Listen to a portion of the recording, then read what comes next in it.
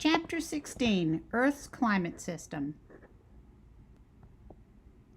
In this chapter, we discuss want ice with that, global air circulation, global climate regions, extreme climate environments, records of climate change, and the natural causes of climate change. Want ice with that? Each fall, polar bears migrate through Churchill, Manitoba on their way to Hudson Bay to wait for new sea ice to form so they can hunt seals. Polar bear population is declining in Hudson Bay. Rising temperatures in the Arctic cause sea ice to melt earlier in the spring and to form later in the fall. The bears hang around in Churchill longer, waiting for the ice to form. Polar Bear Jail, Churchill, Canada. Polar bears that wander into Churchill are captured by the trap and placed in jail until Hudson Bay freezes over. Climate is a description of the weather conditions for a region averaged over several decades. The climate of every region on Earth has changed often. Shrinking glaciers are just one line of evidence of increasing global temperatures. Riggs Glacier in Glacier Bay National Park in 1941 at the top, and the same glacier in 2004. It's clearly melting. The Arctic is a prime example of a region that's recording climate change. There are many signs of climate change: the decline in polar bear population, the rise in average temperatures by 2 to 3 degrees Celsius. This temperature rise is more than double what is observed throughout the rest of the world. Shrinking glaciers and other ice masses, and the rising sea level and increased coastal erosion. There's a widespread and steady decline in Arctic sea ice over the past few decades. It puts cold water into Arctic Ocean. It could disrupt the oceanic conveyor belt. The worst case scenario: higher temperatures reduce the annual volume of sea ice, exposing more open water in the Arctic Ocean. Water has lower albedo, which absorbs more heat from the sun. The sea ice forms later in the fall and is thinner and not as widespread. It melts earlier in the spring. Here are satellite photos of the North Pole Arctic Ocean. The top one, taken in 1979, and the bottom one in 2012. There's a big difference in how much ice cover there is. Here you can see Arctic Ocean is open with no ice. As a matter of fact, recently cruise ships are even offering cruises through the passage. The process repeats. There's a positive feedback loop. Each time the environment is modified, it becomes less likely that the warming will reverse itself. The worst case scenario continued. The melting of ice changes density and salinity of the Arctic Ocean water. Freshwater input from Greenland further dilutes the salt content. The reduction in sinking water at northern end of the Gulf Stream can slow the conveyor belt. The temperatures in the North Atlantic can decrease with slowing of the Gulf Stream. Best case scenario: temperature increase is a short-term variation, and lower temperatures begin to prevail. Sea ice volume increases, increasing albedo and reducing absorption of heat. Sea ice forms earlier in the fall and stays around longer into spring. Seawater salinity increases with increasing sea ice. Less melting of ice sheet on Greenland and elsewhere. And temperatures in North Atlantic gradually decrease and return to levels similar to those of the 1980s. This doesn't seem likely, as the warming trend continues each year. 8 of the 10 hottest years on record have occurred in the last decade. Here you can see bands of clouds forming along the equator at latitudes 60 degrees north and south. These bands are separated by zones of generally clear skies. Here are the average precipitation values in millimeters per day, averaged between 1979 and 2004. Where are the highest and the lowest precipitation rates? This map shows the air pressure. The annual mean sea level atmospheric pressure in millibars average from 1979 to 1995. The L's are the lows and the H's are the highs. Where do you find the highest and the lowest pressure centers? Compare the locations of these major deserts with the global temperature and precipitation rate maps. You'll see that between the 30-degree north and south, there are clear areas and wetter with low pressure areas. And between the 30 and 60-degree north and south, you will see the higher pressure areas. Several significant patterns should emerge. Temperatures decrease with increasing latitude north and south from the equator. The equator receives more solar energy. Temperature range is much greater for the continents than for the oceans. The water has a high heat capacity. In other words, water does not gain or release heat as quickly as land does. Clouds are concentrated in irregular bands parallel to the equator and latitudes 60 degrees north and south. And these latitudes also have high precipitation and low atmospheric pressure. Desert belts are located around 30 degrees north and south latitude. A difference in solar radiation causes differential heating, which produces the convection cells that drive air circulation and the low and high pressure areas. Remember I said that here it shows a generally larger convection cell where it rises at the equator and sinks at the poles. Air circulation rise at 0 degrees, the equator, and sink at about 30 degrees north. So it's rising and sinking. And here it's going in this direction. And here it rises at about 60 degrees north and sinks again at 90 degrees north, the poles. Just the opposite in the south, just the opposite in the southern hemisphere. The Earth rotates, complicates the system. Regardless of the rotation, warm, humid air expands and rises at the equator, which forms a low pressure system because the air is moving away from the surface. It's not pressing down. It forms a low pressure system and a nearly continuous band of clouds. The Coriolis effect deflects winds to the right in the northern hemisphere and to the left in the southern hemisphere. North moving air is continuously deflected east and is moving almost directly eastward by the time it reaches 30 degrees north, which is where the subtropical jet stream is located. The jet stream moves in the upper troposphere of speeds approaching 61 miles per hour. Descending air warms adiabatically, and its relative humidity decreases, which promotes desert formation.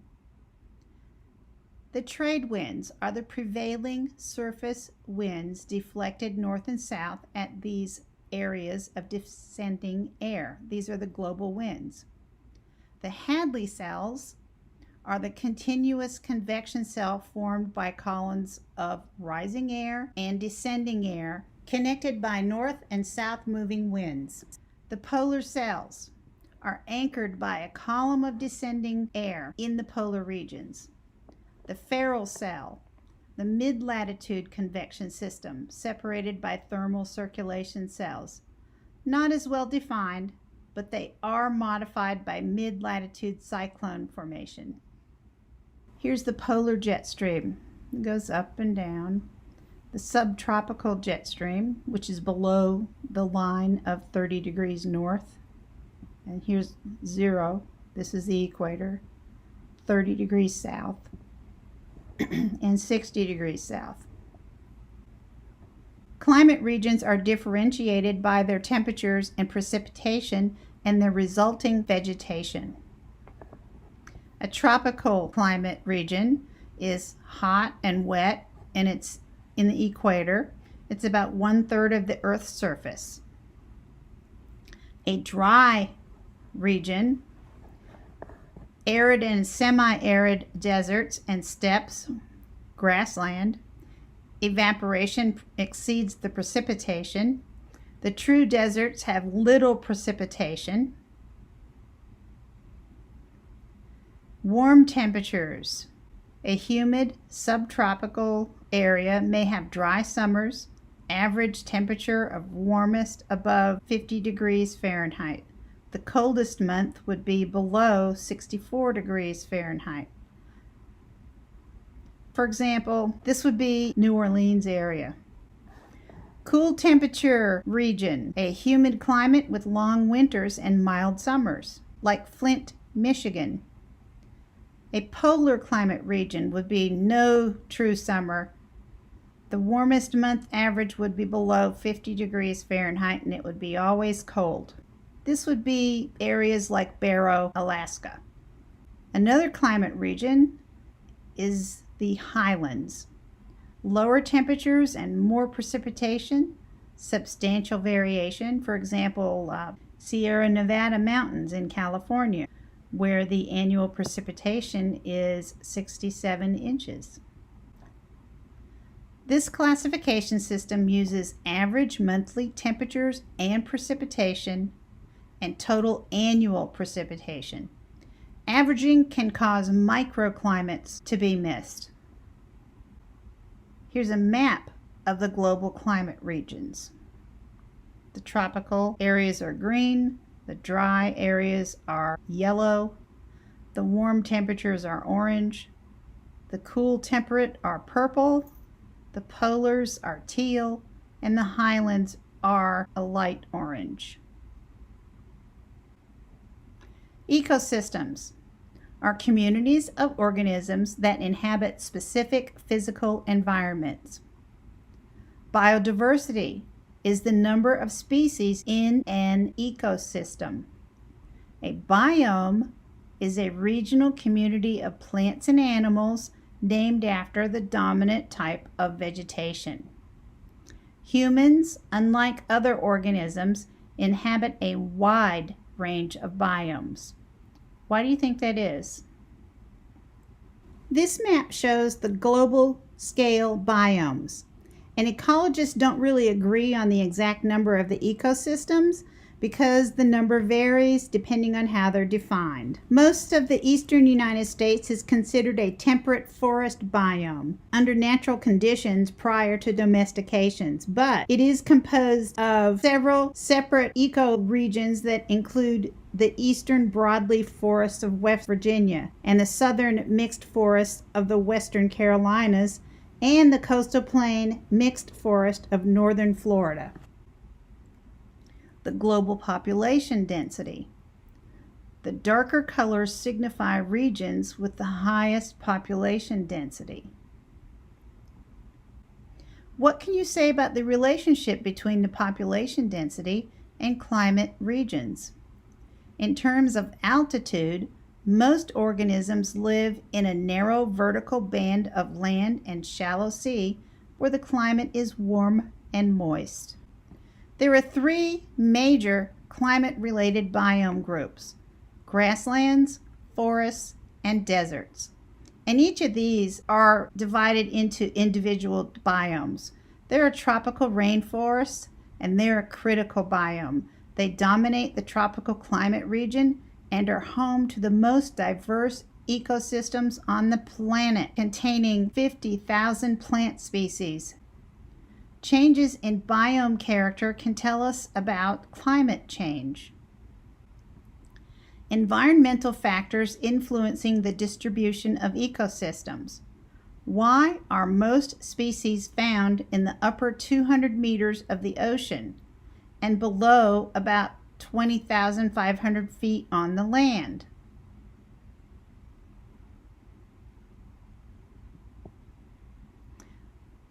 Biogeochemical cycles. Biomass is the amount of organic matter in an ecosystem. Plants account for 99% of all biomass on Earth. The major elements of the Earth system that pass through the biogeochemical cycle include carbon, nitrogen, oxygen, phosphorus, and sulfur. Plants are producers and animals are consumers. The food chain transfers energy between organisms within an ecosystem. Nitrogen, carbon, oxygen, hydrogen, phosphorus, and sulfur make up 95% of the materials in plants and animals. What makes an environment extreme? Exceptionally high or low temperatures and/or lack of precipitation. Where on this map might you find an extreme environment? Extreme environments have reduced biodiversity, low population densities. They fall within the dry and polar climate regions. Greenland and Antarctica represent the world's largest accumulations of ice and snow. A glacier is a long-lived mass of slow-moving snow and ice on land. The Antarctic landscape. A climber on her way to Mount Vinson, the highest peak on the continent. The continental glaciers, or ice sheets, form at polar latitudes. There are alpine glaciers, and these are found at the high elevations in mountainous regions. Glaciers move and can tell us something about climate change. Alpine glaciers are more susceptible to climate changes. Individual alpine glaciers may last for decades or up to thousands of years. As the ice moves, it transports pieces of bedrock that fall off surrounding cliffs or torn off by the glacier. Snow falling on the glacier is compacted into ice crystals that contained trapped air bubbles. The weight of thick glacial ice causes it to move. In general, they move downslope. Alpine glaciers move about 5 to 50 meters each year. Ice sheets can move hundreds of meters per year. Crevasses are steep, narrow cracks in the surface, and they form as the glacier changes shape. Glaciers are composed of layers of ice. The snowflakes fall in the accumulation zone, and they're compacted into ice crystals. Air bubbles are trapped as the ice crystals are buried lower in the glacier.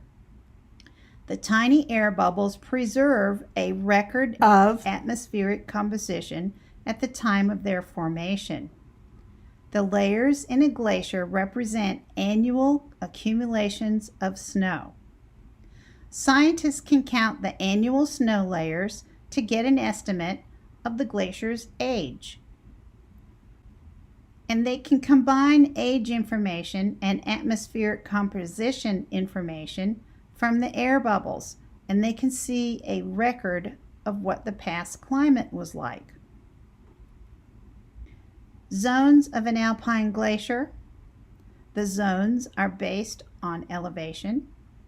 There's the accumulation zone. The higher elevation, the thickest part of the glacier. The addition of snow exceeds the loss by melting. The ablation zone.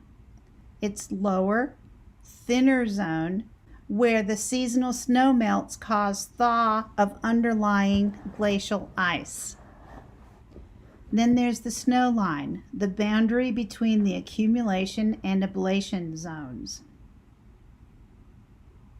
The mass balance of the glacier is the difference between how much ice and snow accumulates versus how much melts each year. And you can see the accumulation zone up here and the ablation zone down here. If ablation exceeds accumulation, a glacier melts faster than new ice can be added, and the front of the glacier retreats upslope. Scientists studying North Cascade glaciers have recorded a steady decline in volume over the last 2 decades. Glaciers are about 1/3 smaller today than they were in the mid-1980s. In Glacier National Park, they say that the glaciers will be totally melted in 30 years. Glaciers undercut adjacent mountainsides and scrape underlying material, causing erosion and mass wasting. Bits of rock frozen into the base of a glacier act like sandpaper. It scours the underlying landscape. At the terminus, or the end of the glacier, unsorted debris from clay-sized to house-sized boulder collect. The ridges of till that surround the edge of the glacier are called the moraines. A terminal moraine marks the farthest limit of the glacier. The geologists can map the rate of melting by looking at the location of the terminal moraine and the terminus of the glacier. The glacier terminus and moraine. The edge of the moraine represents the deposits formed when the terminus of the glacier remained in one place. Gauganda Tillite, a 2-billion-year-old glacial deposit near Sudbury, Canada. A glacier terminus and moraine. The ridge of the moraine represents deposits of till formed when the terminus of the glacier remained in one location. The presence of moraines in regions without present-day glaciers is evidence for more extensive glaciers in the geologic past. Moraines are seen in the Midwest and the Great Plains. Glaciers that reach the ocean may break off into icebergs or form an ice shelf. Icebergs and ice shelves carry clay, sand, and boulders that were eroded by the glacier. As the ice melts into the ocean, these materials are dropped and descend to the ocean floor, forming a dropstone deposit. Dropstones in ocean sediment in centimeters. In most hot deserts, temperatures are high, annual rainfall is less than 10 inches, and evaporation exceeds precipitation. A rocky desert with desert pavement. Desert surfaces are a combination of sand, desert pavement, and rock outcrops. Many deserts are located around 30 degrees north and south latitudes, subtropical deserts. Some are located in continental interiors far from moisture sources, These are continental deserts. Some deserts are located along a coast where cold ocean waters cool the air and it loses its moisture before reaching land. A coastal desert, an example would be the Atacama Desert in South America. Some are located in polar regions and are dry, with relatively little snow or ice. These are the polar deserts. Some are found on the downwind side of a mountain range, where a rain shadow effect has depleted air and the moisture before it descends down the landward side. These are rain shadow deserts. Deserts do not have to be hot, but always have less than 10 inches of annual precipitation. Deserts are always dry. The area around the South Pole receives just a few centimeters of snow each year. Is the South Pole a desert? Give reasons to support your answer. Erosion and deposition in deserts. Occasional flash floods and wind action are responsible for eroding, transporting, and depositing material in deserts. Winds move sediments by suspension, siltation, and creep. Erosion and deposition can form ripples in the sand and desert pavement, where sand is removed and pebbles are left behind.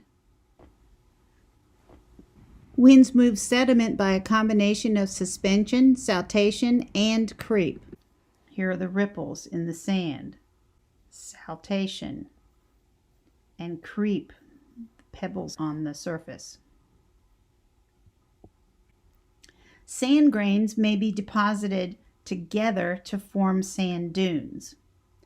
Crossbeds are a pattern of sloping layers that slope in the same direction that the wind blows.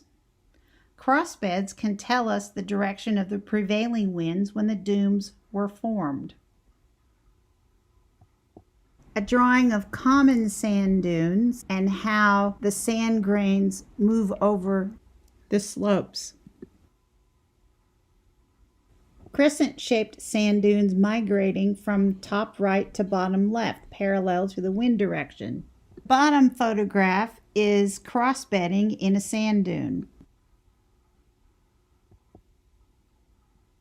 The most common sand dunes have a gentle windward face and a steep lee face. The dune migrates slowly with the wind as sand is moved from the gentle face to the steep face. Imagine you have boarded a plane with no windows and have flown somewhere far away. The pilot does not tell you where you have landed. What evidence would you use to determine the climate of the region? The indicators of climate are called proxies. A proxy is something that stands for something else. For example, a change in native woodlands in Missouri to grassland in Kansas is a proxy for the westward decrease in precipitation. Proxies of climate fluctuations include tree rings, oxygen isotopes, and microfossils. A detailed, accurate data on temperature and precipitation have only been collected for about 150 years. A, the average global temperatures taken from land and ship-based instruments since the late 1850s. B, shows the average temperatures from the troposphere taken by satellites since 1779. Two data interpretations, UAH and RSS. When it cooled again, the Vikings' agricultural base declined and environment became even more hostile. Trend do you see on both graphs? Is it real? Changes in climate patterns influence where past civilizations were able to flourish. Viking migration to Greenland during warmer temperatures and increased length of Greenland growing season. In B, A few centuries later, when temperatures declined again, so did the Viking society as represented by these ruins in Greenland. The climate change is recorded in archaeological data, historical records, and even works of art. Paintings from the period between 1550 and 1849 show more dark skies and clouds. Peter Bruegel's Winter Landscape with Bird Trap shows a time when European rivers were likely to freeze over, a rare event today. Cultural records indicate 3 distinct climate periods for the Northern Hemisphere in the last 1,000 years. The medieval warm period. Temperatures were relatively warm from the year 1000 to 1450. The Little Ice Age.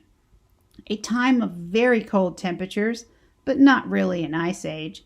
It occurred for about 400 years after the medieval warm period. By the end of the 19th century, climate moderated, leading to our present relatively warm temperatures, which exceed any in the last 1,000 years. The annual climate record can be found in tree rings, lake sediments, and ice layers. Each year includes early wood, which is light color, and the late wood, which is the dark rings. The wide rings occur during wet, warm years because the tree grows more, and the narrow rings occur during cold and dry years. Usually, it is necessary to match partial records from multiple trees to get a climate record. Short-term climate change is recorded in the tree rings, hundreds of years. Northern Wyoming precipitation record from tree ring analysis. The precipitation records from 1895 onward were matched with tree ring widths to estimate precipitation values for pre-1895 tree rings. Lake sediments are often deposited in paired annual layers called varves. Varves reflect seasonal changes in deposition in a lake. Algae grows on surface from the spring to late fall. It dies in the fall and sinks to the bottom, making a dark layer of sediment. Sediment near lake margins come from streams and is thicker during periods of higher precipitation. Lake sediment record. The sediment deposited in a glacial lake is preserved in paired annual layers. The dark layers represent summer and the lighter layers represent winter. The ruler markings are in centimeters. A reconstructed temperature record for the Northern Hemisphere. In A, the red line is the actual instrument recorded temperature. The blue line is reconstructed from a climate proxy data, and the yellow line is the average. In the graph on the bottom, the temperature and snowfall record of central Greenland over the last 17,000 years. What strikes you about the upper graph? Notice that recent temperatures exceed anything from the last 1,000 years. Why?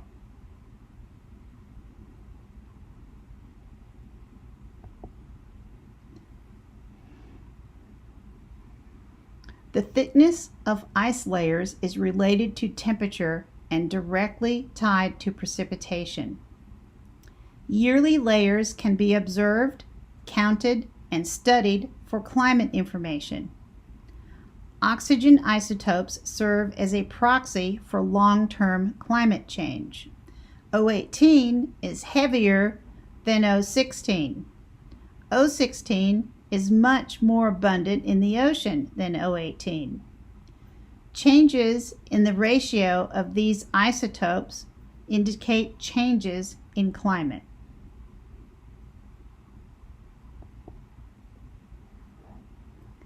The lighter O16 isotopes evaporate with seawater and are returned to the ocean through precipitation and runoff. When it's colder, O16 is incorporated into continental ice sheets, which causes the oceans to become enriched with the heavier O18 that has not evaporated and precipitated onto ice sheets. During glacial periods, some O16 isotopes are incorporated into continental ice sheets rather than being returned to the ocean. This causes the O18-O16 ratio in the ocean to be higher during glacial periods. The oxygen isotope record acts as a paleothermometer for ancient climates. Oxygen isotope ratios of ocean water are recorded in the calcium carbonate shells of microscopic foraminifera. The ratios in the shells can tell us about temperature and ice volume in the oceans in the past. Large drops in biodiversity usually correspond with sudden climate changes. These are the shells of the microorganism Foraminifera. Individual shells are less than 1 millimeter across. Climate records indicate that the northern hemisphere experienced glaciation during the last 2 million years. There was lower sea level, a land bridge between Siberia and Alaska. There were more forests in North America, and the western U.S. deserts were cooler.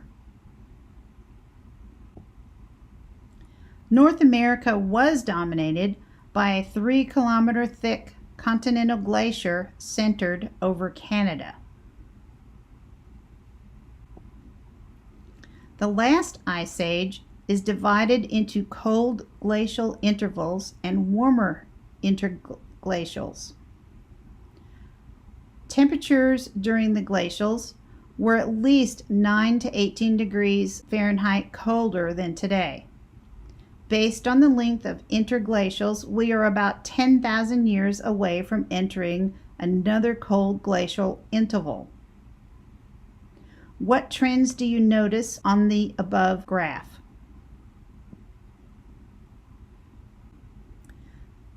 The Younger Dryas, short, cold interval marked by the appearance of pollen from polar wildflowers, the Dryas octopetala. At the end of Younger Dryas entered the Holocene, our current interglacial. Climate can change very quickly, as evidenced by the graph at the left.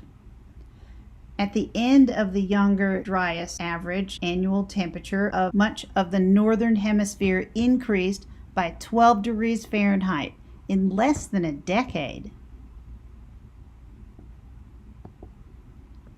Hypothesis: the rapid warming at the end of an especially cold interval caused catastrophic failure of northern hemisphere ice sheet, putting surges of icebergs into the Atlantic.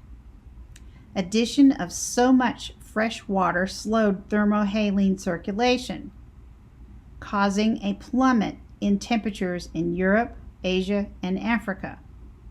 The longest ice core from Antarctica only records back less than 1 million years. To model earlier climate, we must look at fossil chemistry and sedimentary rock characteristics. These proxies give us a record back to about 66 million years ago. 65 million years of climate change. The temperature only correlated with earliest and latest portions of the curve. The temperatures were generally warmer than today until the major ice sheet of Antarctica formed about 34 million years ago. Earth was 18 to 27 degrees warmer 52 million years ago. It was a hothouse Earth. The temperature contrast between the equator and the poles was much less. There were no polar ice caps, and alligator-like reptiles lived on islands of northern Canada. Implications for our future. Freshwater sources today are smaller continental glaciers, such as Greenland. At current melting rates, this couldn't produce enough fresh water to generate the dramatic alteration in salinity needed to signify impact thermohaline circulation. An abrupt, catastrophic climate change is not likely to happen, but a constant refreshing of the North Atlantic by melting of Greenland can slow down the ocean conveyor, and that can still have consequences. Do humans indeed affect the climate? Causes of long-term global climate change must operate on a global scale over very long time intervals.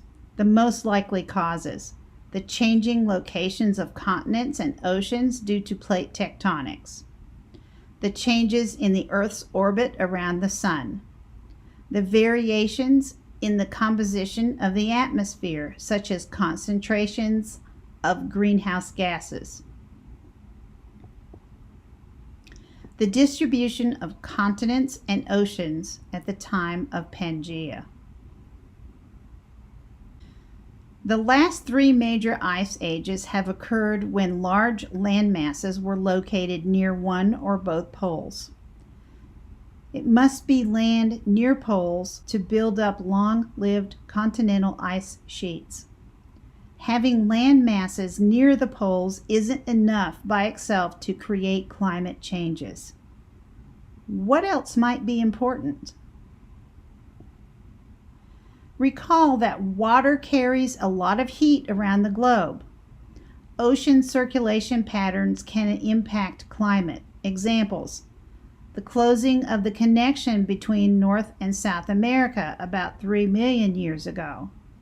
Strengthen the Gulf Stream, warmer water to North Atlantic region, greater evaporation and precipitation in the form of snow, greater albedo and less melting of the northern glaciers, leading to the long-term formation of ice caps. The separation of South America and Australia from Antarctica about 34 million years ago. This triggered large-scale glaciation of Antarctica, opened up circulation patterns in Southern Ocean, isolated southern continent from moderating climate influences from the lower attitudes. The Earth's climate involves interaction between the geosphere, the hydrosphere, the atmosphere, and the biosphere.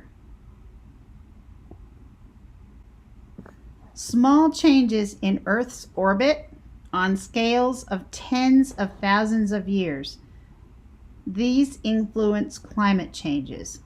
These are the eccentricity of Earth's orbit, changes in the tilt of the Earth's axis, and precession or wobble. If you want an ice age, is it better to have colder winters or colder summers?